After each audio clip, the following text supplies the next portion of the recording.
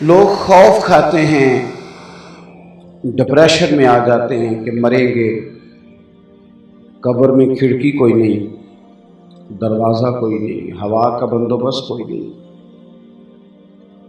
وہاں گھٹن ہوگی، آزمائش ہوگی، کس طرح کام چلے گا؟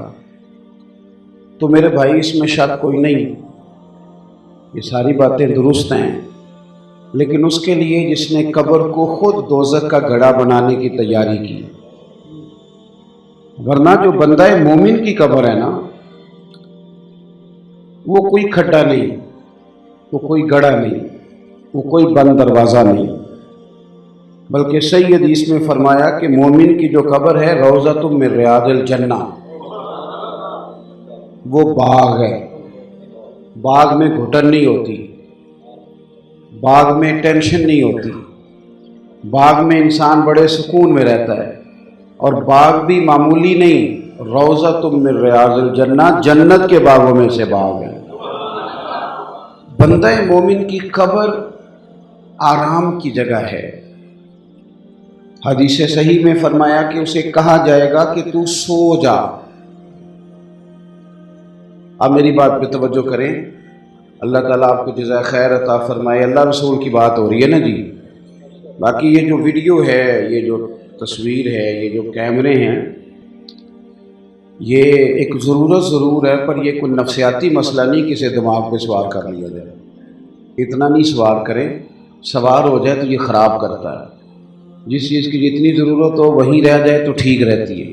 آپ توجہ کریں، دو چار باتیں عرض کرنی ہیں آپ سے، اس کی آواز اگر بہتر ہو سکتی ہے تو کر دی جائے، ورنہ کام چل جائے گا۔ بھائی،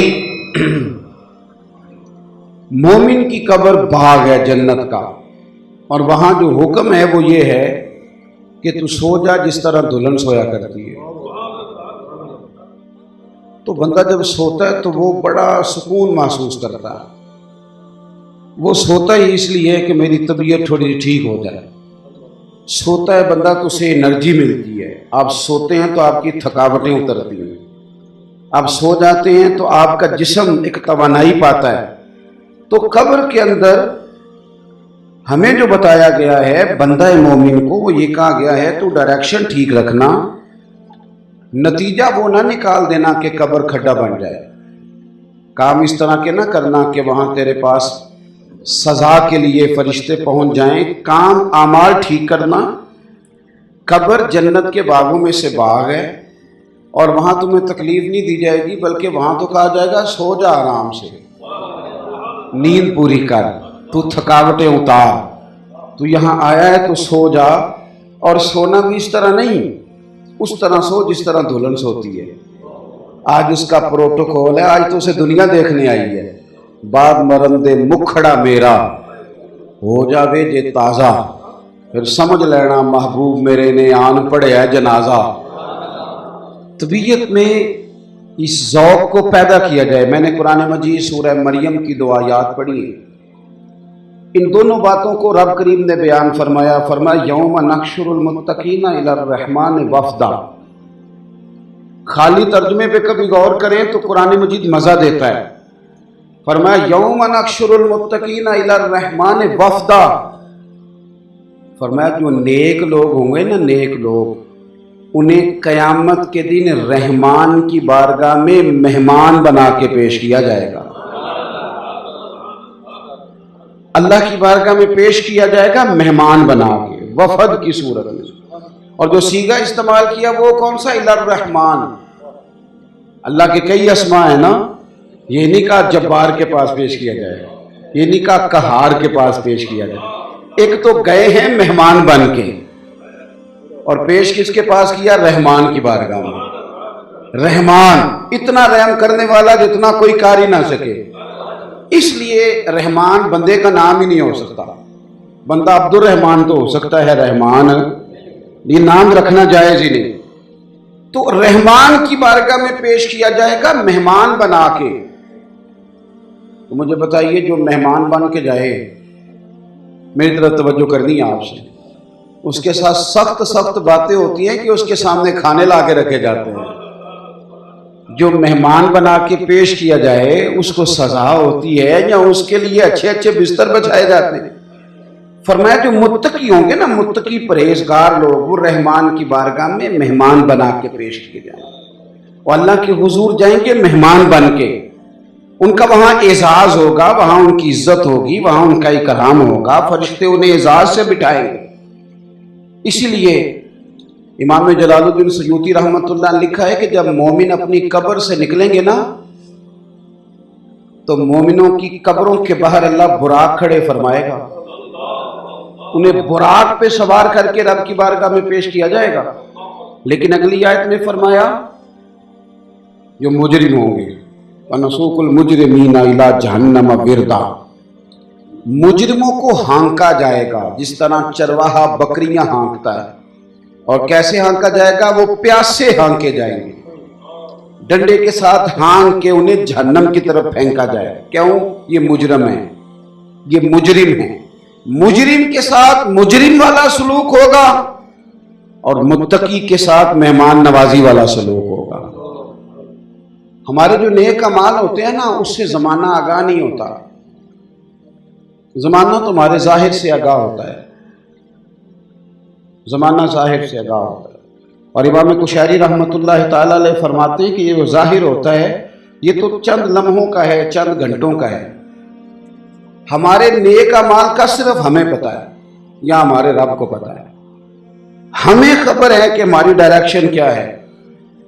مثلا میں امامے میں ہوں، داڑھی میں ہوں، میں نے لباس بڑا درویشوں والا پہنا ہے، پر آپ کو پتہ ہے کہ میں نے آج درود پاک پڑھا ہے کہ نہیں پڑھا؟ آپ کو خبر ہے کہ میں نے سویرے جو کھانا کھایا وہ رزق حلال تھا کہ کیا تھا؟ معاذ اللہ، میری نیکیوں کا مجھے پتہ ہے، میں اس پر گواہ ہوں۔ اس لیے مجھے اور آپ کو خود اندازہ ہے کہ جو کام ہم سارا دن کر رہے ہیں، جو ہماری روٹین ہے، وہ روٹین کون سی ہے؟ اگر تو وہ روٹین مجرموں والی ہے تو پھر سلوک بھی ڈنڈے والا ہے، ہانکنے والا ہے، وہی ہے جو بکھری ہوئی بکریوں کے ساتھ چرواہا کرتا ہے۔ اور اگر کام ٹھیک ہے، ڈائریکشن ٹھیک ہے، ہم نا باتوں میں زندہ ہیں، اوہو باتیں اور کہانیاں اور کسی شخص سے کمنٹس اتنے تیز، اتنا اچھا بولتے ہیں، اتنا اچھا کمنٹس کرتے ہیں، اتنا جناب اچھا تبصرہ کرتے ہیں، اتنا جناب تنقید عمدہ، کیا بات ہے؟ اعمال انسان کے اس کا اصل ہوتے ہیں، اس کا راس المال ہوتے ہیں، راس اس کے پاس جو ہوتی ہے وہ اس کے اعمال ہوتے ہیں۔ آپ جب اپنے نفع نقصان تلاش کرتے ہیں تو کہتے ہیں میری راس کیا ہے، میرے پاس پیچھے بچا کیا ہے؟ جب آپ قبر میں جائیں گے نا تو یہ باتیں، یہ کہانیاں، یہ کمنٹس، یہ آپ کی جناب اپنے منہ سے خود میاں مٹھو یہ رہ جائے گا، سارا راس المال بچے گا وہ نیک اعمال کی صورت میں، وہ ساتھ لے کے جانا۔ اپنے اعمال پر توجہ کریں گے نا، جب ڈائریکشن اگر ٹھیک ہوگی۔ اللہ کے بندے موت سے کیوں نہیں ڈرتے تھے؟ وہ بھائی اس لیے نہیں ڈرتے تھے کہ انہیں پتا تھا ہماری ڈائریکشن ٹھیک ہے، پرواہ کوئی نہیں، بالکل تیاری یا حساب کر کے رکھا ہوا ہے، ہر چیز کا پتہ ہے، میں نے دینا کیا ہے، میں نے لینا کیا ہے۔ اگر کسی بندے کا حق ضائع کیا تو رات معافی مانگ کے سوئیں، تیاری تھی مکمل۔ ہمارا یہ مسئلہ ہے کہ ہماری تیاری کوئی بھی نہیں، لیکن ویسے آپ اگر کسی کو کہہ دیں کہ تو گناہ گار ہے تو ہو سکتا ہے آپ کے سر پہ بال کوئی نہ چھوڑے۔ ویسے اگر آپ کسی کو کہہ دیں کہ تو دیانتداری سے نہیں چل رہا تو ممکن ہے وہ جینے نہ دے۔ اپنے محاسبے کو، اپنے معاملات کو دیکھیں، وہ تقوی والے ہیں۔ دیکھیں حضرت فرید الدین عطار رحمۃ اللہ تعالی علیہ نا، یہ صاحب تذکرۃ الاولیاء، اتنے اللہ تبارک و تعالیٰ کے قریبی لوگوں میں سے ہوئے ہیں کہ پھر انہوں نے نا مقربین کی لسٹ بنائی، یعنی تذکرۃ الاولیاء لکھی، اللہ کے بندوں کے حالات انہوں نے جمع کیے۔ یہ عطار تھے، عطر بیچتے تھے۔ عطر کا کاروبار ایک مہنگا کاروبار ہے۔ عرب شریف میں اللہ تعالیٰ ہم سب کو زیارت نصیب کرے تو سونے والی دکان کے ساتھ عطر کی دکان ہوتی ہے، یعنی اتنا کرایہ وہ بندہ دے رہا ہے اتنا یہ دے رہا ہے۔ اتنا مہنگا بزنس ہے کہ لوگ اسے سونے چاندی کے برابر جانتے ہیں۔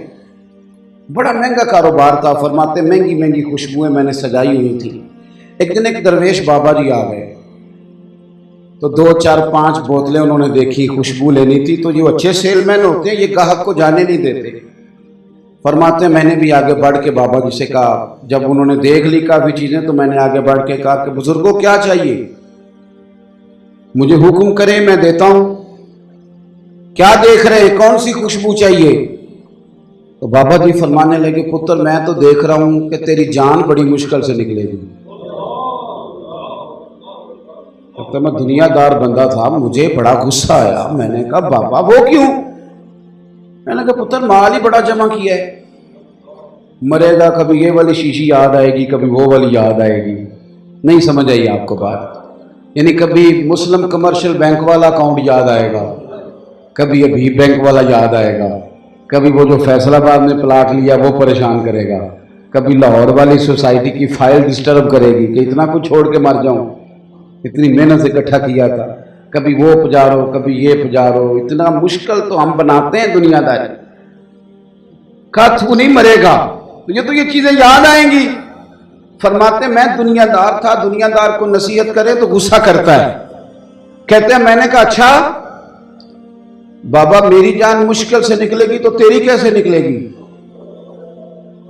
फरमाते कहने लगे बेटे इधर आ दिखाऊं।